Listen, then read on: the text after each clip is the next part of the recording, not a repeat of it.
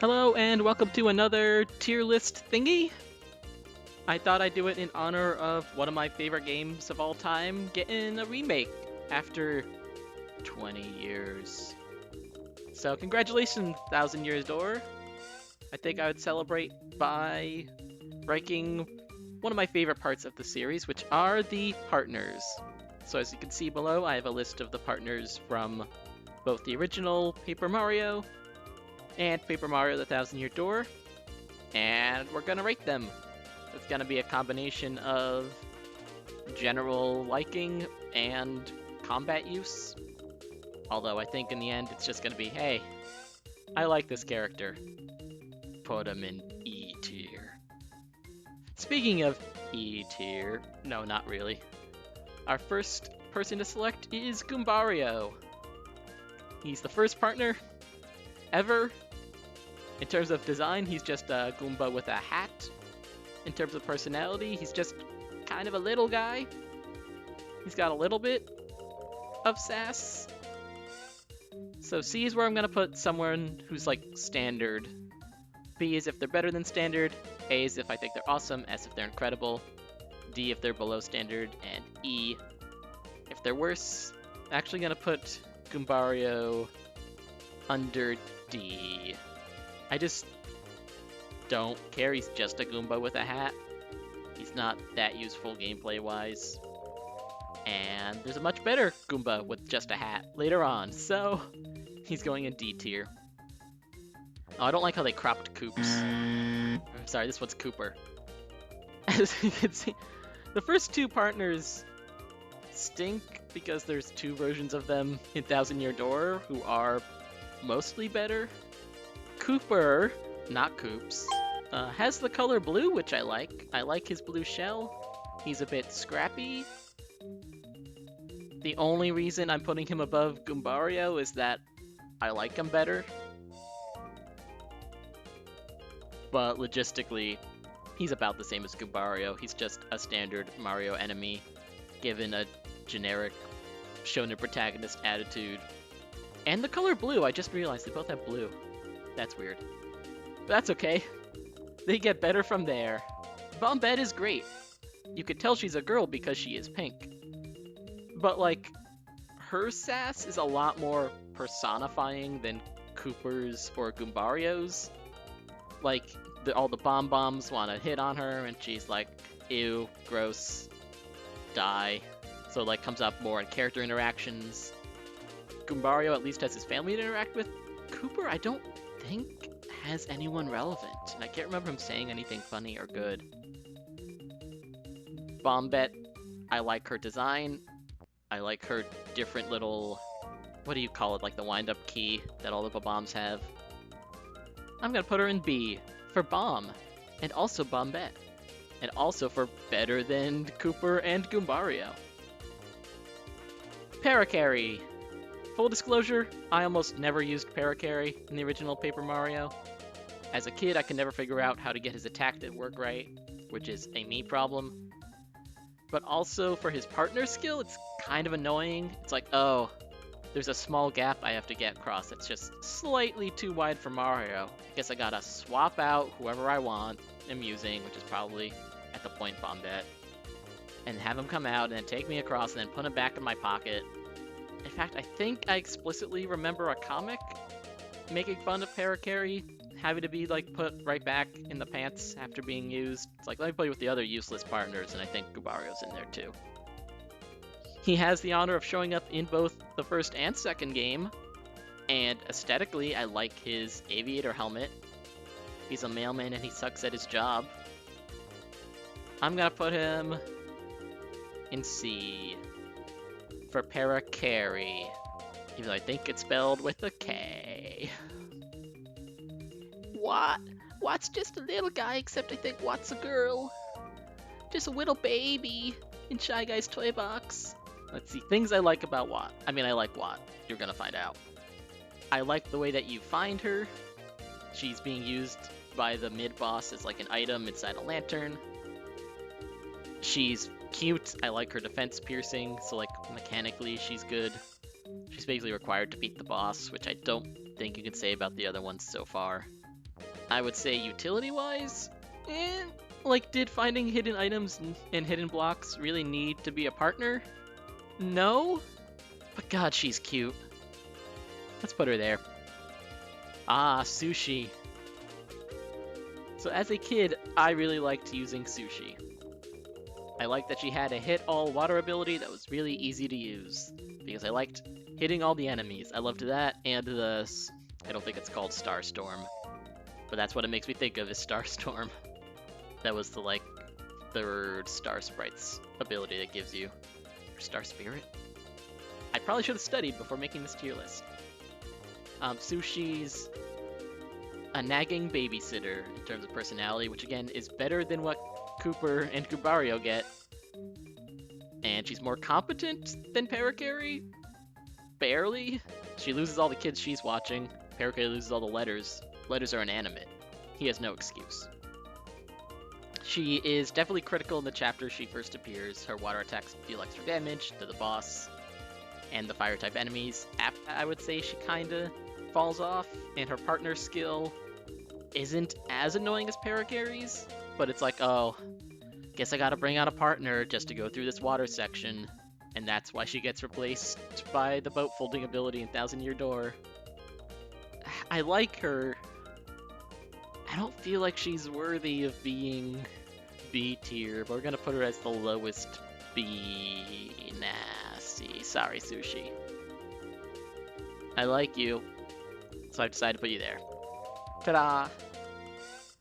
And for some reason, the rest of the order is completely mixed up. So Admiral Bobbery. Admiral Bobbery is great. He gets his own tragic backstory about his dead wife. He's basically a kind of stereotypical, I'm a sailor, but I'll never return to the sea again because my wife died while I was gone. He has a wife named Scarlet, who I was imagined as a red babam. He almost dies. It's like, oh, I need my last drink of wine, which is Chocola Cola, at least in the English version, which is an allusion to Mario and Luigi games. It's just cute and great. His default attack is Bomb, which is better than Bombette's Body Slam, and his skills are really neat. I like his time planting bombs, and he can also do a hit all, which is always my favorite. He's a ruffle sea dog in the chapter that I couldn't beat as a kid. He's great. Let's put him in A.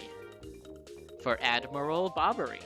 A for Admiral, B for Bombette, C for Carry, and D for Don't Care. You know, one day I'll figure out why I put non-entries on this list. This is Bluey, but not the dog Bluey, spelled like blooper. He is Luigi's partner from his side story, where the plot is he's upset at Luigi because he basically got toasted, I think, by a dragon, and they got toasted again later on.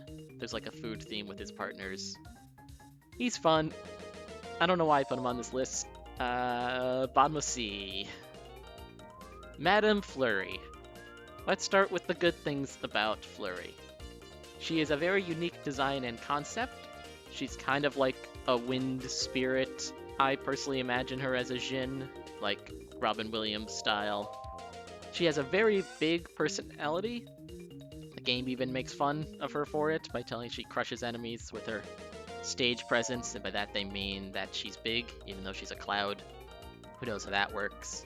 Like, all the female party members kiss Mario in Thousand Year Door. I don't know why, but I think she's the first one too, so she wins. I think Goombella only gets her chance later on. She's almost critical for defeating Cortez, the boss of the level I got stuck on as a kid, if you don't know what you're doing, because she could blow away his flying swords. So she's useful. I wouldn't say she's the most useful. I mean, she's more of a presence than Sushie, but I like Watt better because Watt is cute. Cute wins over burlesque, I guess. Sorry, Madame Flurry. I don't know what I'm doing. Why are you watching this? Why am I making this? Oh, because the remake's coming out. Goombella! She's just way better Goombario. She has the exact same skills, but her design's a little cuter, a little more unique. She's got the single fang, she's got the explorer helmet, and a ponytail. I did not know Goombas could grow hair. Maybe that's just part of her helmet, and a little tie. Unlike a lot of the partners, she has characters she's involved with, primarily Professor Frankly, And I like the side quest where this one Goomba's looking for a girlfriend, and you could show literally every other partner and he'll reject. And Goombella's the right answer, and then she's like, ew, he's gross. So that's fun. So I guess she's basically Bombette's personality, but I like her more than Bombette. So, boop. Hazy, I think this Amazy Daisy's called. She's from Luigi's quest where he has to do a stage performance. And she is so impressed by how Luigi is grass that she has to follow him to be like his manager. Jerry! S tier. Okay, not really, but I love Jerry's design. He's a cherry bomb. It's funny. It's cute. I like that his Ignite Stick fuse, that's the right word. Ignite Stick is not the right word. Is a cherry stem. He's a simple design that's cute and playful. So much so that I'm going to steal it when I make my own Paper Mario game. So look out for that. So I'm going to put him at the top of C because I love his aesthetic. Get out of there, Parakarry. There we go. Alright. So now I said Koops, or Cooper, is just like, yeah, I'm just a scrappy little guy. Well, Koops is, I'm just a pathetic little guy, which is technically more of a personality. At least that's how I imagine in my head. And also when I voice in my head, he's like this. He's got a girlfriend and parents, and he's on a quest to find his dad who's missing, which gives him a lot more than Cooper. In terms of usefulness, he's about the same level of usefulness as Cooper. He's got a little bit more to him than that. I'm gonna put him in between Bombette and Watt. Lady Bow. S tier. Do I need to explain it? I guess I do in case you're watching this without context. So not only is she introduced in the very fun Boo's Mansion part of the original Paper Mario, but she's an Ojo-sama laugh with her fan. I always liked her slapping skill, even though it's useless against enemies with any defense. Her disappear skills used in a fun way. She keeps the thing you need to save the world as a hostage until you help her save her people from getting eaten by a giant clubba. So she's got a lot of agency. She has a butler named Bootler. I don't know, she's fun. I like her design, her pun. Her name is Bow, which sounds like Boo, but also is what she wears. Like, if we're talking about having in-depth character, I guess Bobbery should be higher, but Bow's great, so she gets the S tier. Which is a good thing because I hate the next character. Like Lester, aka Spike, aka Michael. How dare he bear that name? So, Like Lester is introduced in what I would say is the worst chapter of the original Paper Mario, because it's a bunch of backtracking. And you need him to cross spikes, so it kind of puts him in the Parakarry category of, oh, I gotta get this guy out so I can hover over things, and then put him away, although it's a little more useful because it feels like you move faster with him. Similar to Parakarry, I could never figure out his attacks, and I barely ever upgraded him. And he joins so late that you're like, why should I bother with this guy? Yeah, he stinks. There we go. He gets the bottom tier. Totally personal bias, but there he goes. You know, I don't know the canonical name of this character. I always thought it's Yoshi Kid, but when I was looking up these images, they're like, oh, it's Mini Yoshi, and I'm like, eh.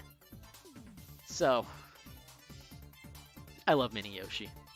For starters, I love the Yoshis. They're so happy and nice. And you know, in this world, you just need things that are happy or nice. But this one's Scrappy. And I guess I complained about characters having only Scrappy as their personality before. His is more... It's a bit more textured, because it's like he hatched in a fighting arena. And that's all he knows.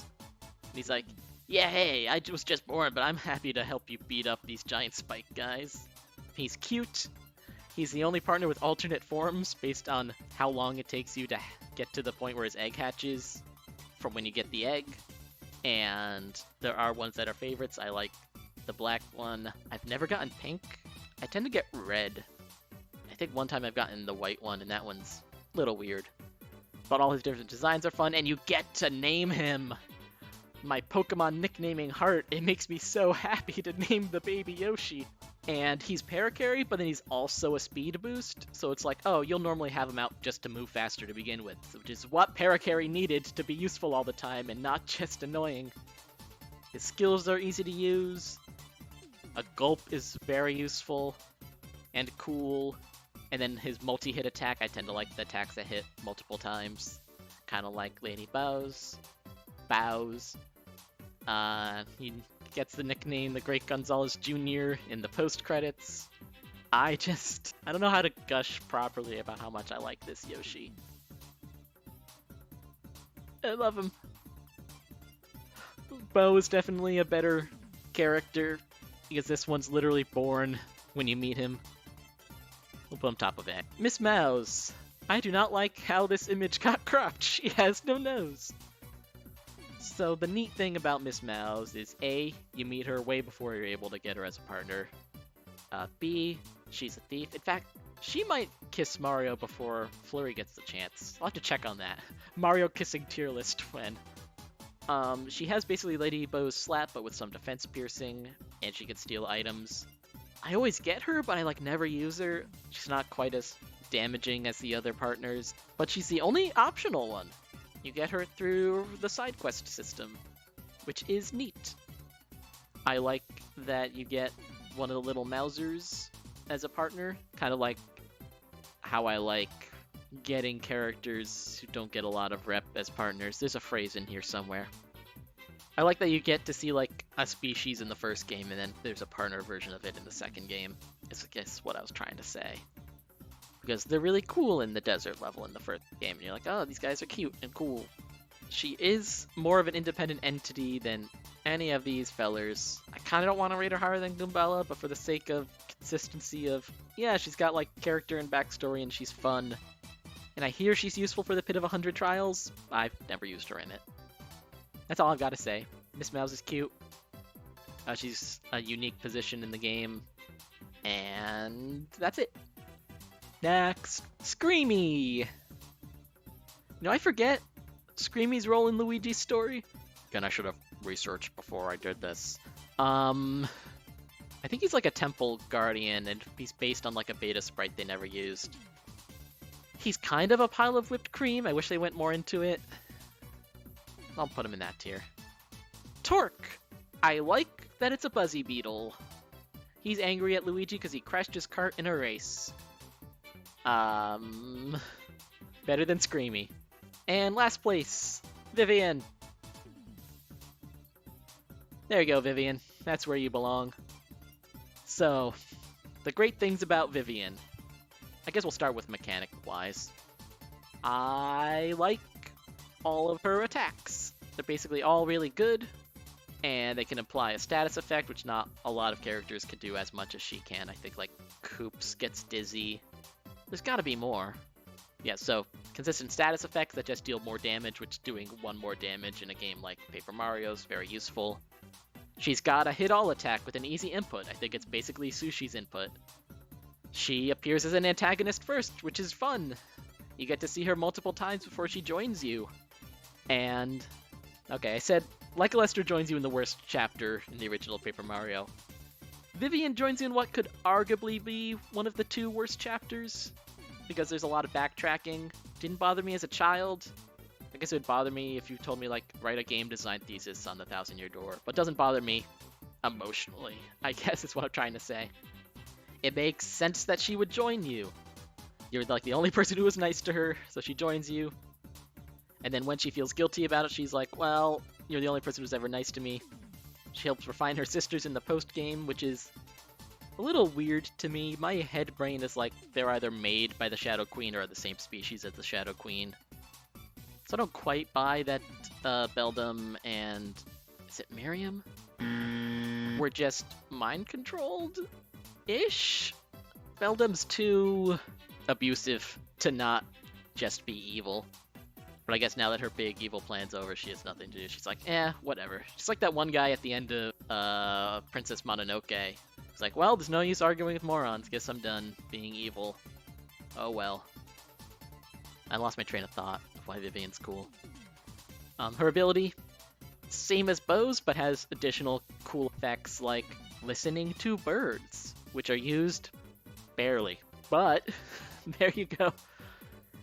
There's some cool side things you can do with that. I think they use it a few more times creatively, like to use it to get past spikes and things. I think it's funny when you like go off a cliff, and basically her body's always tethered to the ground, so it has to be like roar before she falls down. Yeah, that's a good way to explain it. Sound effects. So there's a lot less to talk about with something like this, but I thought it would be fun to just celebrate a game I like getting remade. Gotta serve that YouTube algorithm. If you haven't played Paper Mario: The Thousand Year Door, you should, now that it's an actual viable thing to buy. Thank you very much for watching. If you disagree with this list for any reason, feel free to let me know, because I want those comments. Who's your favorite partner? Don't say Kirsty from Sticker Star. Thank you for watching another weird tier list thingy on my cooking channel. Okay, bye.